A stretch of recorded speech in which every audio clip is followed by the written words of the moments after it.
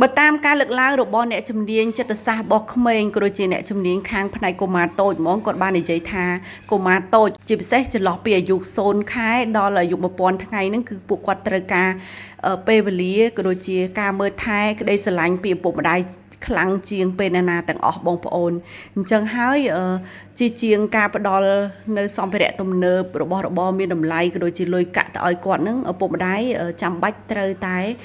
មានពេលវេលាផ្ដល់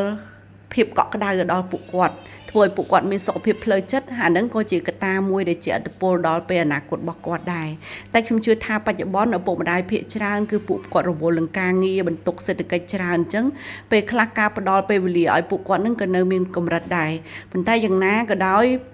ពួកគាត់នឹងឆ្លៀតពេលវេលាណាមួយដើម្បីកូនរបស់ពួកគាត់មិនថាតិចឬច្រើនទេតាមលទ្ធភាពដែលអាចធ្វើបានជាជាងយើងអត់បានធ្វើសម្រាប់ពួកគាត់ណា